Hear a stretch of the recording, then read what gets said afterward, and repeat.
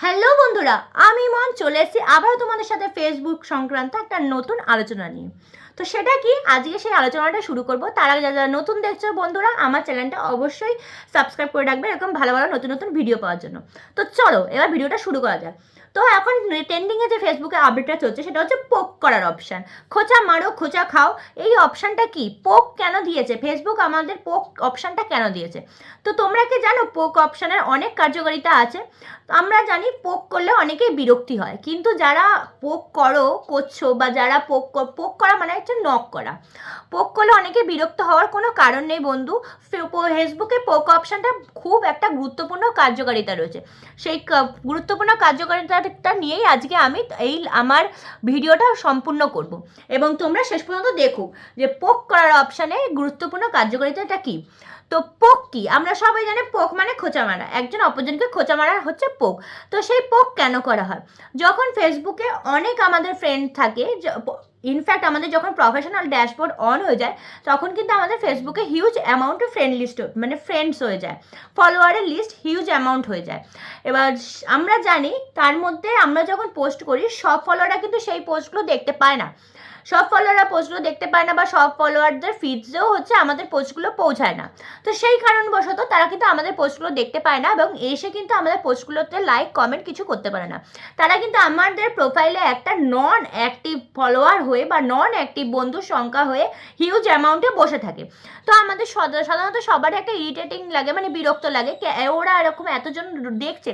অনেকের থাকে যে 12,000 1,00,000 প্রোফাইলে রয়েছে, কিন্তু কমেন্টে মানে ছবিতে বা পোস্টের রিয়াকশান আসছে মোটে 5,000 বা 2,000 এরকম। 1,00,000 প্রোফাইলে থেকে কোনো লাভ হচ্ছে না। তো সেই ক্ষেত্রে তখন কি করা হয়, পোক করা হয়। পোক করা হয় মানে কি, আমরা যারা অ্যাক্টিভ বন্ধুর সংখ্যা আমরা জানি, যারা আমাদের পোস্টে রেগুলারলি বেসিসে কমেন্টস করছে, লাইক দিচ্ছে, এই প্রসেসগুলো চালাচ্ছে এবং আমাদের সাথে যোগাযোগ আছে, কানেকশান আছে। তো সেই অ্যাক্টিভ ফ্রেন্ডসের নাম আমরা অবশ্যই জানি, এবং সবার জানা উচিত, না জানলেও তোমরা সেগুলো জেনে নেবে।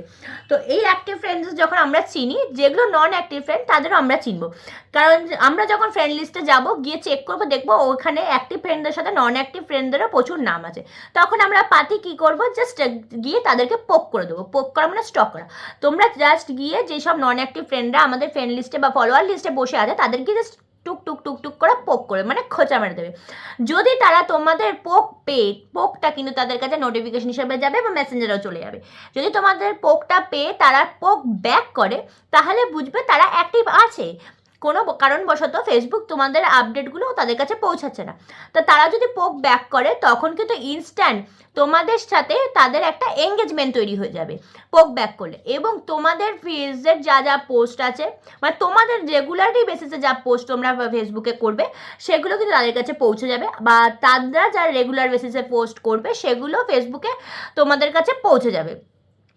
তো সেই জন্য বলা হয় পোক করার একটা ফেসবুকে যথেষ্ট প্রধান উপকারিতা রয়েছে।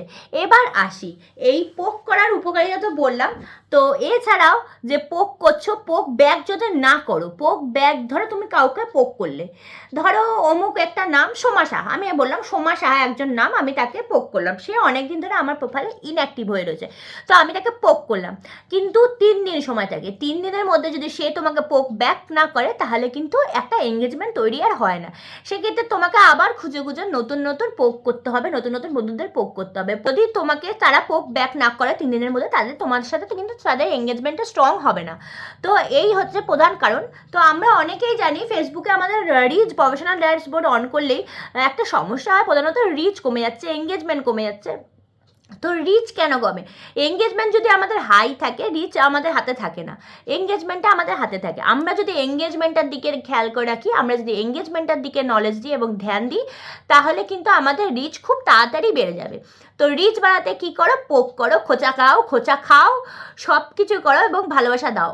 এছাড়াও তো তোমাদের আগে আরও বলেছি, কমেন্টে রিপ্লাই কমেন্ট করো রিচ বাড়ানোর জন্য। তো পোক করো, পোক করে তোমাদের রিচও বাড়াও, সাথে এঙ্গেজমেন্টও বাড়ো। তো বেশি বেশি করে পোক করো। ফেসবুকের এই পোক করার অপশানটা জানতে পেয়ে কখনো কোনো বন্ধু বিরক্ত হয়েও না। যারা প্রফেশনাল ড্যাশবোর্ড অন করেছো ফেসবুকে কিন্তু পোক করতে ভুলো না। পোক কিন্তু আর একটা কথা, তুমি এখন অ্যাক্টিভ বন্ধুদেরও পোক করবে, ইনঅ্যাক্টিভ অ্যাক্টিভ বন্ধুদেরও পোক করবে সেরকম কিন্তু করো না। অ্যাক্টিভ বন্ধুদের অত পোক করা দরকার নেই, তারা এমনি অ্যাক্টিভ, তোমার প্রোফাইলে আসছে, দেখছে, তোমার রেগুলারলি পোস্টে কমেন্ট ড্রপ করছে। কিন্তু যারা ইনঅ্যাক্টিভ বেছে বেছে শুধু তুমি তাদেরই পোক করো, আমি এইটুকুই শুধু বলবো। তো এই পোক করো। এবার পোক কী করে করতে হয় সেটা আমি তোমাকে নেক্সট ভিডিওতে একটা ভিডিও করে দেখিয়ে দেবো, যে এই অপশান থেকে তোমরা পোক করলে খুব এফেক্টিভ হবে। তো সেই অপশানটার জন্য আমার নেক্সট ভিডিও অবধি ওয়েট করো। আর আমার ভিডিওতে তোমাদের কেমন লাগলো অবশ্যই কমেন্টে ড্রপ করে জানাবে, কতটা উপকৃত হলে সেটাও জানাবে, তাতে আমার শুনতে খুব ভালো লাগে। কে কোথা থেকে দেখছো একটা ছোটো করে কমেন্ট ড্রপ করে যাবে, তাতে আমার খুব ভালো লাগবে। আর নতুন হলে চ্যানেলটিকে অবশ্যই সাবস্ক্রাইব করবে, ভালো লাগলে বন্ধুদের সাথে শেয়ার করে দেবে জানানোর জন্য। তো আজকের মতো আসি, টাটা, দেখা হবে তোমাদের সাথে পোক কীভাবে করতে হয় নতুন একটা ভিডিও নিয়ে। তো চলো, টাটা।